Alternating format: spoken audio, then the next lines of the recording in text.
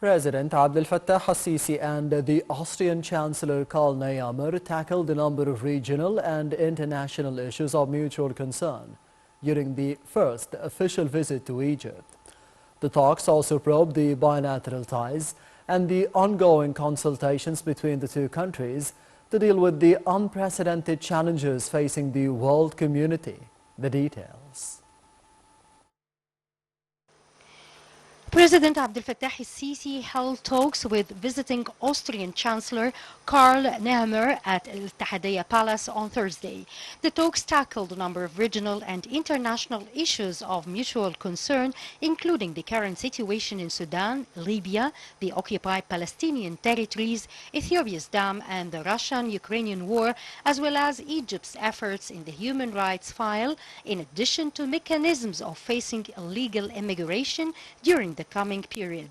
They also probed bilateral ties and ongoing consultations between the two countries to deal with the unprecedented challenges facing the world community.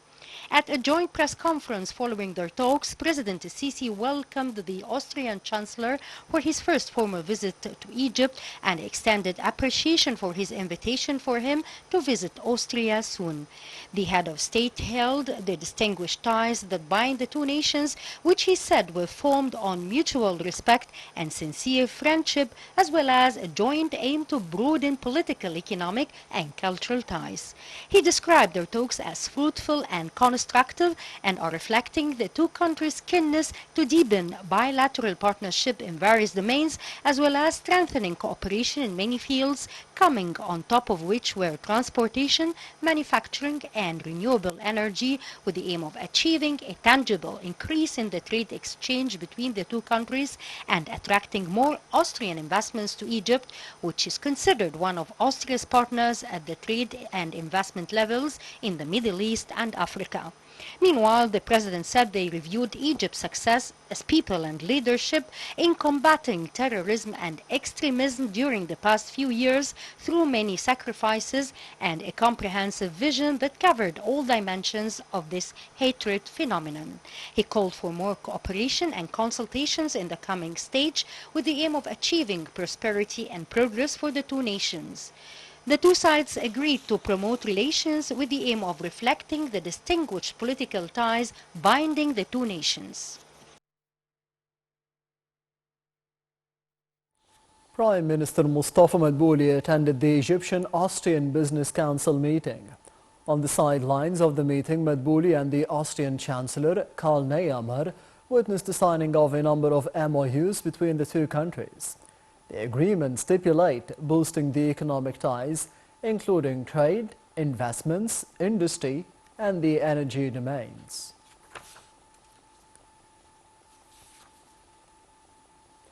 Egypt and Austria enjoy joint fruitful relations on various domains.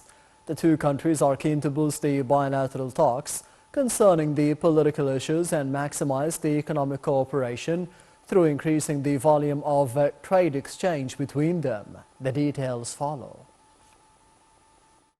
The distinct Egyptian-Austrian relations have been strengthened in the past years on both the political and economic levels. President Abdel Fattah al-Sisi participated in the high-level forum Africa-Europe in 2018, during which he met with several Austrian officials and investors and signed memorandums of understanding. President al-Sisi's participation in the forum comes upon the invitation of Federal Chancellor of the Republic of Austria, then Sebastian Kurz, who held the presidency of the Council of the European Union. Egypt and Austria witnessed fruitful cooperation on different levels. In the political arena, the two countries shed light during their mutual talks on the regional issues, including recent developments in Gaza Strip and ways to resume the negotiations to reach a comprehensive solution to the crisis, in addition to the situations in Libya, Iraq, and Syria, and how to boost cooperation to combat terrorism. In September 2018, President of the European Council, then Donald Tusk, and Chancellor of Austria, Sebastian Kurz, paid Egypt a visit. During their meeting, President el-Sisi underlined efforts exerted by Egypt to combat illegal immigration by securing sea and land ports in light of the instability in neighboring countries. President el-Sisi underscored that Egypt's efforts have contributed to addressing the illegal immigration of refugees across the Mediterranean. The two sides agreed on the need to intensify the Arab-European coordination to face regional challenges and threats, underlining that the EU and Arab countries summit serves as an opportunity to consult, exchange views, and boost cooperation between both sides on regional issues.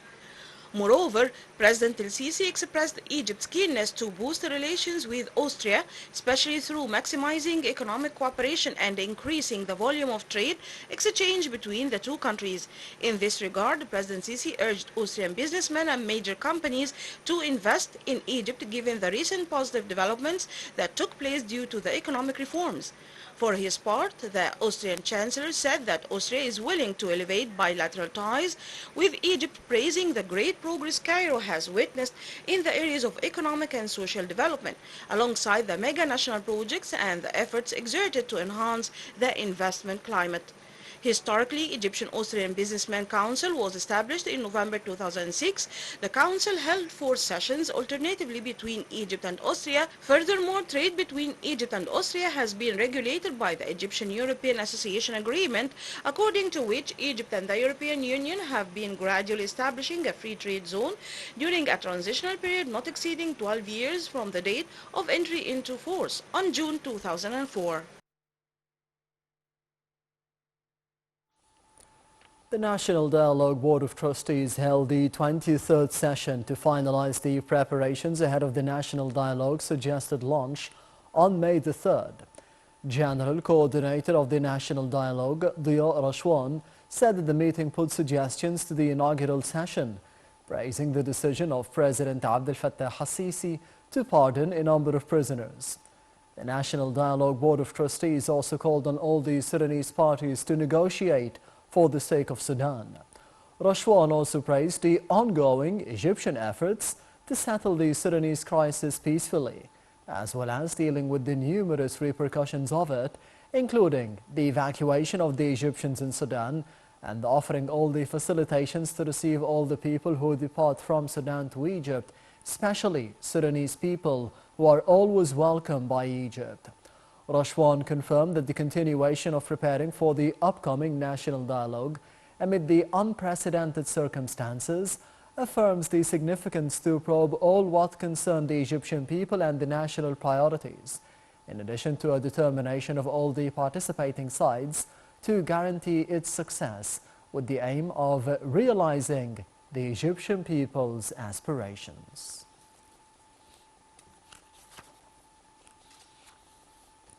Prime Minister Mustafa Madbouli chaired a weekly cabinet meeting at the new administrative capital. Regarding the situation in Sudan, Madbouli said that the state institutions have taken steps from the first day of the crisis to facilitate and secure the return of the Egyptians upon directives of President Abdel Fattah al-Sisi.